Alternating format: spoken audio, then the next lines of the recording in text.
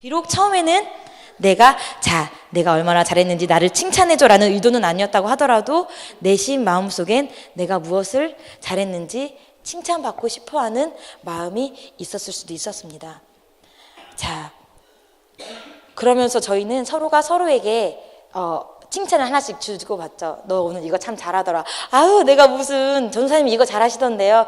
그랬니? 아니야, 넌 더 잘했어. 막 이렇게 서로 칭찬을 주고받습니다. 근데 이런 칭찬이 과연 하나님이 보시기에도 칭찬할 만한 일인가? 저는 몇 년 전에 왜 그런 책이 있었잖아요. 꽤 오래전 일이지만 칭찬은 고래도 춤추게 한다. 저도 예전에 그 책을 읽으면서 그래, 사람은 칭찬으로 만들어지는 거야. 그래, 사람은 서로 칭찬을 해야지라고 생각을 했는데 근데 그것은 어떻게 보면 지금 와서 생각해보면 문화적으로 가장 인본주의에 가까웠던 말이 아닐까라는 생각이 들어요. 왜냐하면 우리가 앞으로도 제가 말씀을 드리겠지만 이러한 칭찬들을 통해서 사람들은 자신의 존재를 더욱 굳건히 공고히 지키기도 하고 그 칭찬으로 만들어 놓은 자리에서 내려오기가 쉽지가 않습니다.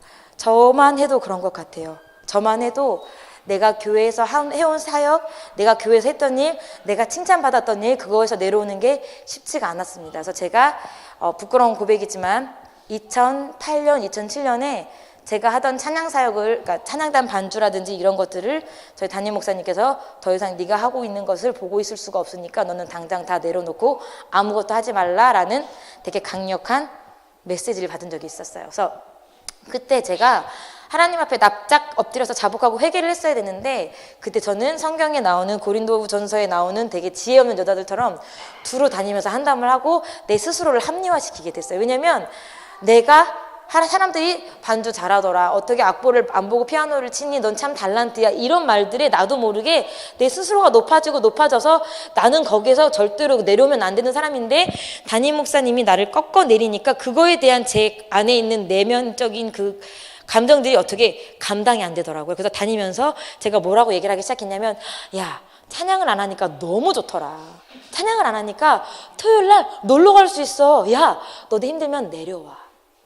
저의 합리화를 저는 그렇게 찾은 거였어요. 그래서 제가 오늘 이 말씀을 그때 제가 만약에 알았더라면 제가 그때 그렇게 미련하고 하나님을 범죄하는 짓을 더 한 발 나아가진 않았을 텐데 저는 그때 그 말씀을 몰랐고 이 말씀을 제가 나중에 알게 되면서 내가 어떠한 죄를 저질렀는지를 철저하게 깨닫는 시간이 되었습니다.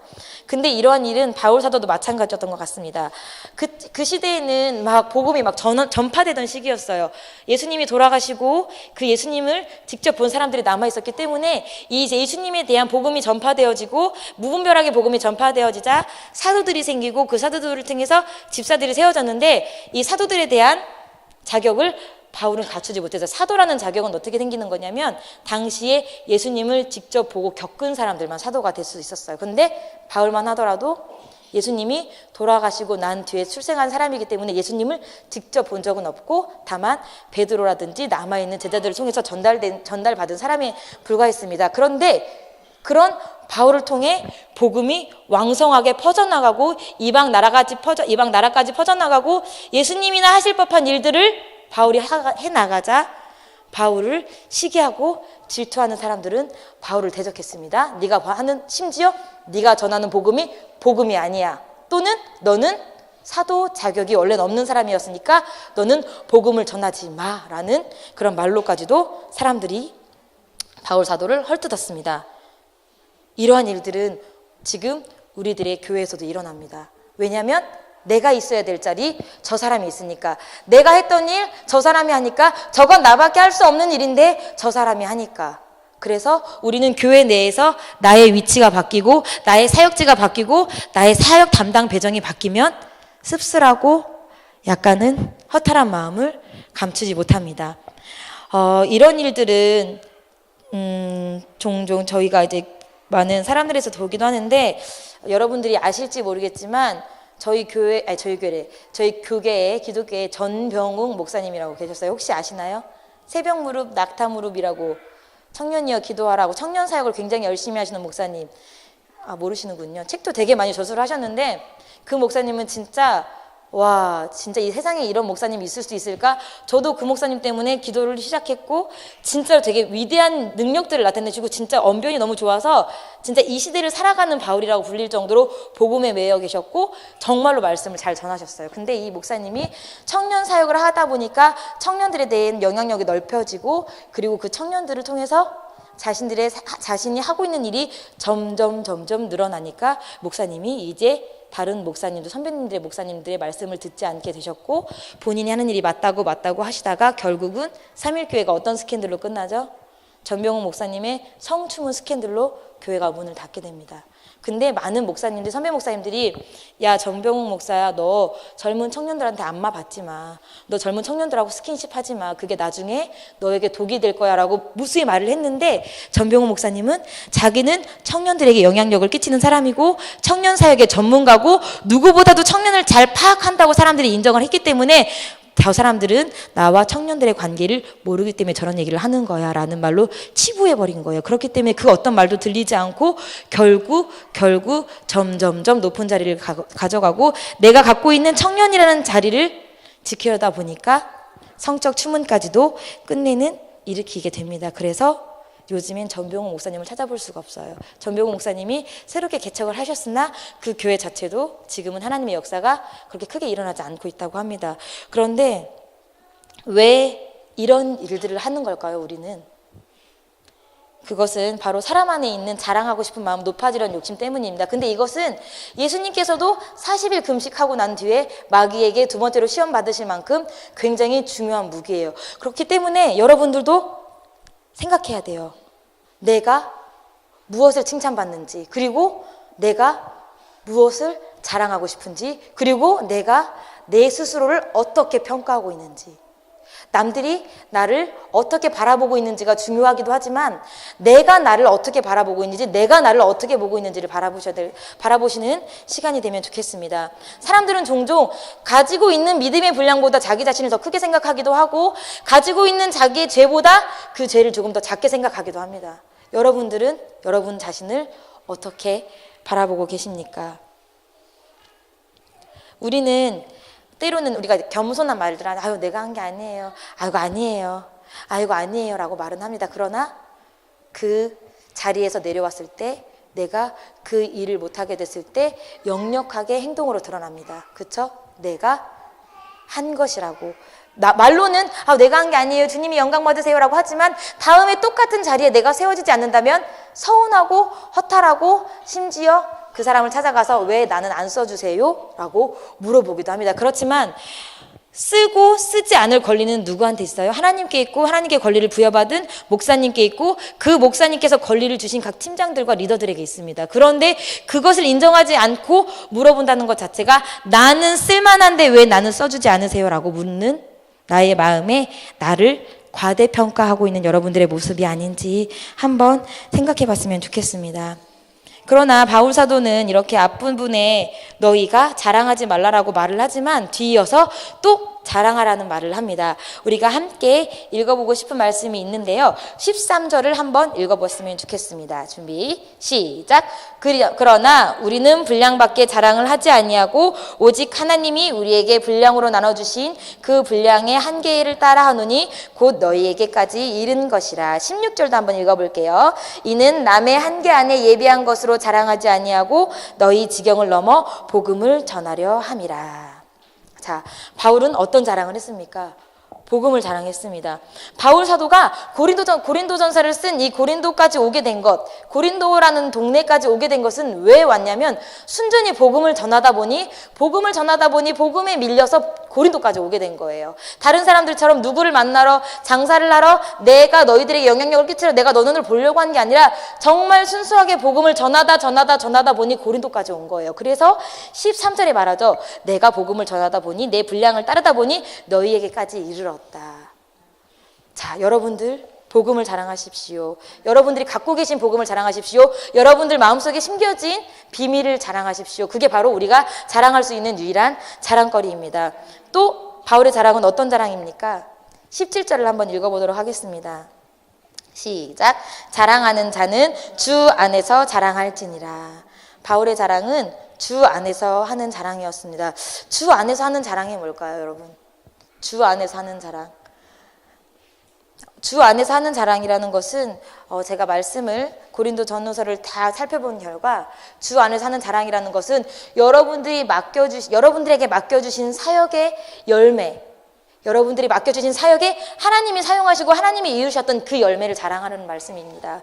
그러니까 주 안에서 하는 자랑은 나 주 안에서 이렇게 쓰임받았어요, 나 주 안에서 이렇게 돈을 벌었어요가 아니라, 나 주 안에서 이렇게 축복받았어요가 아니라, 여러분들을 통해서 내가 예를 들어 단기 선교를 갔더니 단기 선교에서 하나님이 나를 이렇게 쓰셨어요. 하나님이 나를 쓰신 것을 인정하고 그 복음의 열매가 드러나는 것을 자랑하라고 바울 사도는 말하고 있습니다. 몇 해 전인가 목사님께서 서로 칭찬하지 말라는 말씀을 하신 적이 있었어요. 설교하실 때 기억하시는 분들 계실 거예요. 서로 칭찬하지 말라. 저는 그 말씀을 들으면서 생각을 했습니다. 왜 칭찬하지 말라는 거지? 칭찬은 고래도 춤추게 하는 거고, 그리고 칭찬으로 만들어진 아이들이 얼마나 긍정적인 아이들이 되는데 목사님을 칭찬을 하지 말라고 하시는 거지? 라고 말씀을 저는 살짝 부정적으로 바라봤고, 이거는 목사님이 살짝 너무 목사님 개인의 견해 같은데, 목사님의 성향 같은데, 왜냐면 저희 목사님께서 칭찬을 잘 안 하시는 스타일이거든요. 제가 이제 뭐 자랑은 아니지만, 그래서 잘한 것도 없지만, 제가 이제 대학을 가게 되고 고등학교까지의 일은 저에게는 쓰레기 삶이었거든요. 고등학교까지 쓰레기 삶이고 이제 대학을 가서 하나님을 인격적으로 만나고 정말 제가 이제 하나님 안에서 비전을 찾으니까 진짜 공부가 재밌고 진짜 공부가 되더라고요. 그래서 공부를 정말 잘했었어요. 공부를 정말 잘하면 제가 이제 공부를 잘해서 이제 처음으로 저희 부모님께 그렇게 드릴 수 없는 성적표를 드렸어요. 그 전까지는 성적표라는 것을 제가 부모님께 드려본 적도 없고, 사인을 받아서 저희 때는 도장을 받아서 이렇게 선생님한테 내라 그러잖아요. 도장을 받아서 선생님한테 내본 적도 한 번도 없었는데, 그때는 당당하게 성적표를 가져갔어요. 근데 저희 목사님께서 그걸 어떻게 보시냐면, 끝! 잘했네. 오, 신의 거봐. 너도 하면 되잖아. 막 이런 거 하면서. 그 표정 아시나요? 혹시 안경 좀 내고. 끝인 거예요. 이게 뭐지? 그래서 이걸 가지고 이제 엄마 딱 가서 이제 엄마한테 그래요, 저기다 놔. 그래서 우리 부모님은 태생적으로 약간 조금 무뚝뚝하셔서 칭찬을 못 하시나 보다라고 생각을 하고 있었기 때문에 칭찬하지 말라는 설교에 살짝 의문을 품었어요. 근데 제가 그 말씀을 듣고 의문을 품은 지 몇 년이 되지 않아서 저의 의문이 다 해소가 된 게, 교회 안에서 칭찬받는 사람들, 저를 포함해서 교회 안에서 칭찬받는 사람들은 그 칭찬이 떨어지고 그 칭찬을 다른 사람이 대체할 때 그것을 견디지 못하더라고요. 그래서 무너지고 시험에 들더라고요. 그것은 저 역시도 마찬가지였어요. 아까 제가 말씀드렸죠. 저의 2007년, 2008년 저에게로 몰빵되던 칭찬이 다른 사람한테 넘어가니까 그게 너무 분하고 화난 거예요. 그래서 그때 처음으로 사울의 마음을 알겠더라고요. 사울이 죽인 자는 천천히요, 다윗은 만만이라 내가 저 자식을 언젠가 죽여버리리. 그 마음을 제가 알겠더라고요. 진짜 마귀가 내 마음을 까부르는 걸 알고 있음에도 불구하고 나에게서 칭찬이 옮겨갔다는 게 너무 두려운 거예요. 하나님이 더 이상 나를 쓰지 않는다, 나에게서 기름이 옮겨갔다는 게 두려운 게 아니라 사람들의 관심이 내게서 떠나갔다는 게 너무 견딜 수가 없더라고요. 그래서 목사님이 말씀하신 게 이거로구나. 목사님은 많은 것들을 보셨기 때문에, 칭찬받는 사람들의 말로가 어떤지를 보셨기 때문에 이렇게 앞에서 공개적으로 말씀을 하시는구나 라는 것을 제가 진짜 철저하게 느꼈고, 또 하나는 그러니까 목사님께서 칭찬하지 말라고 앞에서 설교를 하시면 더 이상 칭찬이 없어질 거고, 그럼 나를 칭찬해 줄 사람이 없잖아. 나는 다니는 데는 교회밖에 없는데. 직장 생활도 안 하고, 저는 그때 개인적으로 피아노 개인 레슨을 했기 때문에 직장 생활도 안 하고 내가 칭찬을 받을 수 있는 곳은 교회밖에 없는데 칭찬을 하지 말라고 하면 나는 과연 어디 가서 칭찬을 받나 하는 내 내면에 서운함이 있었던 것 같아요. 그래서 제가 그 부분을 깨닫고 엎드렸던 것 같습니다. 여러분은 어떻습니까? 여러분을 칭찬하시는 분들을 주의하십시오. 그 칭찬이 하나님으로부터 온 게 아니고, 그 칭찬이 하나님께로서 온 것이 아니라면 그것은 어떻게 보면 여러분들을 일순간 감정적으로 까부르는 하나의 마귀의 도구일 수도 있습니다. 저는 제가 부끄러운 고백을 하나 드리자면, 예전부터 교회 데코레이션을 담당을 했어요. 제가 잘해서 데코레이션이 아니라, 그땐 청년이라고는 저와 저희 동생과 우리 이제 유찬영 권사님의 큰딸, 영신이 언니라고 김영신 집사님이신데 그분밖에 없었는데 그 셋 중에 그나마 제가 나왔기 때문에 교회에서 데코를 맡은 거예요. 제가 달란트가 많아서가 아니라. 그래서 데코를 하면 교회 자체가 굉장히 목사님이 새로 오시고 삭막해진 교회였기 때문에 뭐 반짝이 전구를 하나 달아도 그냥 손스러운 트리 하나만 달아도 와 사람들이 이럴 시기였어요. 근데 제가 나중에 이제 15절 말씀 함께 한 번만 읽어볼게요. 시간이 많이 지났는데 자 함께 읽어보겠습니다. 시작. 우리는 남의 수고를 가지고 분량 밖에 자랑하는 것이 아니라 오직 너희 믿음이 더할수록 우리의 한계를 따라 너희 가운데서 더욱 위대하여지기를 바라노라. 자 제가 데코를 하기 시작합니다. 크리스마스 데코를 해요. 말도 안 되는 자작나무를 베어다가 하얀색으로 칠을 해서 교회 카페에다 놓고 거기에 방울을 달았습니다. 얼마나 센세이션했겠습니까? 그쵸? 살아있는 나무를 잘라다가 밤에 이제 김윤호 목사님이 되셨죠? 유찬희 목사님 둘째 아들 산에 가서 저기 갈치공원? 아닌데? 무슨 공원이지? 가양공원? 거기 이름 이상하던데 아무튼 가양공원에 가서 밤에 쓱싹쓱싹 나무를 베서 나무를 한가운데 박아놓고 하얗게 칠을 합니다. 사람들이 와 이거 가짜 나무인 줄 알았는데 살아있는 나무야 막 이럴 것을 기대를 합니다. 그렇게 교회 데코레이션을 한 날 토요일 날 주로 데코레이션을 하는데 토요일 날 데코레이션을 하고 난 주일 아침이면 저는 가장 먼저 교회에 갑니다. 교회에 가서 표면적으로는 내가 한 데코가 밤새도록 떨어졌을 수도 있고 틀어졌을 수도 있다고. 그런데 그게 아니라 저는 시장에서 문 안 받기를 좋아하는 바리새인처럼 제가 먼저 가서 앉아있으면 와, 이 데코 또 했어? 너무 예쁘다. 역시 이번에도 잘했네. 라는 칭찬을 받고 싶어서 가장 먼저 가서 교회 카페에 앉아 있었습니다. 그게 아침 8시, 8시 반입니다. 그러면서 저의 그런 행태들이 계속되고 있었는데 어떤 분이 저한테 딱 그러셨어요. 야, 이거 다 같이 수고하고 다 같이 일했는데 왜 자꾸 너만 칭찬을 받지? 라는 그 말씀을 했을 때 다 같이 일했어도 이런 기발한 생각을 한 건 나니까 내가 칭찬받는 게 당연한 거 아닌가? 라고 저는 그때만 해도 생각을 했는데 몇 년 뒤에 15절 말씀 우리는 남의 수고를 가지고 분량밖에 자랑하는 것이 아니라 라는 말씀에 제가 철저히 깨졌어요. 제가 다 전적으로 한 수고가 아니고 분명 남의 수고고 하나님이 주신 지혜고 그것을 이룬 것도 저 혼자 한 게 아닌데 마치 내가 다 한 것인 것 마냥 칭찬을 받고 싶고 자랑을 하고 싶었던 저의 모습을 발견했습니다. 여러분들은 어떻습니까? 저희 교회는 앞에서 단기 선교를 합니다. 그렇죠? 그리고 행사가 많고 그리고 인카운터 등을 합니다. 여러분들은 어떠십니까? 그런 행사가 끝날 때마다 여러분들에 대한 평가가 궁금하십니까? 혹시 여러분들이 어떻게 됐는지 내 모습을 보십니까?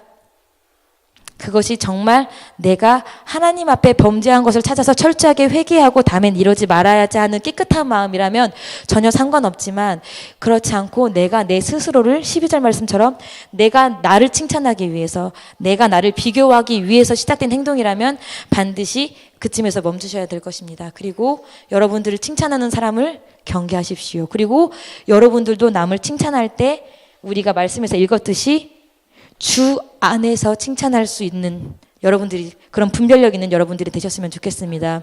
여러분들이 하는 칭찬이 긍정의 말인 것 같고 사랑의 말인 것 같지만 누구에게는 독이 될 수도 있다는 것을 여러분들이 한번 생각해 보시는 시간이 됐으면 좋겠습니다. 제가 저의 경험을 가지고 얘기를 해봤는데 얼마나 전달되었을지는 잘 모르겠습니다. 그렇지만 저희 교회가 앞으로 더 든든해지고 더 거룩해지고 더 건강한 교회가 되기 위해서는 여러분들도 한 번쯤은 함께 생각해보면 좋겠다 싶어서 저는 말씀을 전했습니다. 우리 이 시간 다 함께 기도하시겠습니다. 내가 칭찬받는 자리에 있기를 원했던 게 있다면 그 부분을 또 회개하시고 그리고 내가 생각 없이 그냥 사람의 말로 사람의 감동으로 일순간적인 사람의 감동으로 다른 사람을 기쁘게 하기 위해서 칭찬을 한 것이 있다면 그것 또한 회개하시고 그리고 또한 내가 칭찬받는 자리에서 내려오고 싶지 않아서 발버둥 친 적은 없는지 이 시간 다 같이 철저하게 회개하는 시간 철저하게 회개하는 시간 되시고 그리고 이 시간에도 교회를 걱정하시면서 말씀을 받으시고 은혜를 받으실 우리 두 분의 목사님과 그 가족들을 위해서 이 시간 주여 세 번 부르짖고 자유롭게 기도하다 돌아가시겠습니다.